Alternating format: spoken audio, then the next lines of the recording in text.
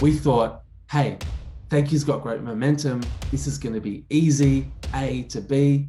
Turned out A to B would be the fight of our lives, and it would be like 1,000-ton of bricks coming down on us. And so we saw financially the end of Thankyou as in the cliff, and that getting shorter and shorter and shorter. And we're thinking, man, this dream, this thing we're building, like A to B, like this thing has literally about to fall off the cliff, and it hurt. I mean, for Justin, my co-founder, and I, we're married, if you know our story, but these were hard days, hard nights. They were for all of them. Imagine a world where as consumers, the products we chose righted a wrong, an injustice so dark that we don't think it should exist, which was extreme poverty. And we looked at that and thought, man, imagine getting to be a world where, product looked different, the products we purchase. And I think the interesting thing about this point at the start of any journey is it looks so possible, looks relatively straightforward. I mean, we had dreams like this thing will be global in like a year, maybe, right? Like a year. Then reality kicks in. I think this is a great picture of really what it looks like going through like 10 years, going from A to B. This has certainly been our journey over and over again. At the beginning of a journey, it's beautiful when it looks like this. In 10 years, I know our experience has been, we've discovered how hard the journey is. And that's both beautiful and it's super challenging. If I could sum 3 years up, maybe in like 60 to 90 seconds, it was rough.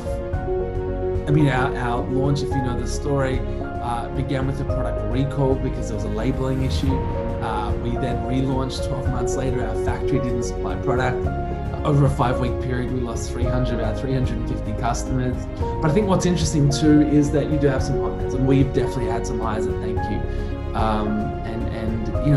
The moments that you just go, how did we get here? We said that, hey, we have a challenge in growing this vision. And the challenge is we don't have shareholders, we don't have investors. And so we need to find a way to scale this. And we wondered, what if we, the community of Thankyou, what if we grew this together? And all of us came together. We pushed this idea out into the world. It was scary as anything. And in the interview, he asked the question, well, when's Thankyou coming to the world? It wasn't meeting the vision we had for making remarkable product. And so we made a tough call to pull it off the shelf. It's anyone who knows a voluntary recall or withdrawal, they're very expensive. Very, very, very expensive, very hard. And it sucks on every level. We had a moment last year. I mean, 2020, I'm sure everyone on this call had a moment. But ours was super tough. We came into the year probably at our weakest financial point in Thankyou's history. We thought, hey, Thankyou's got great momentum. This is going to be easy, A to B.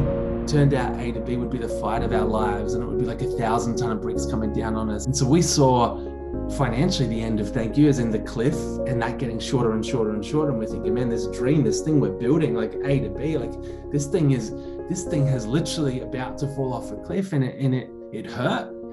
I mean, for Justin, my co-founder, and I, and we're married, if you know our story, but like these were hard days, man, hard nights. They were for all of it.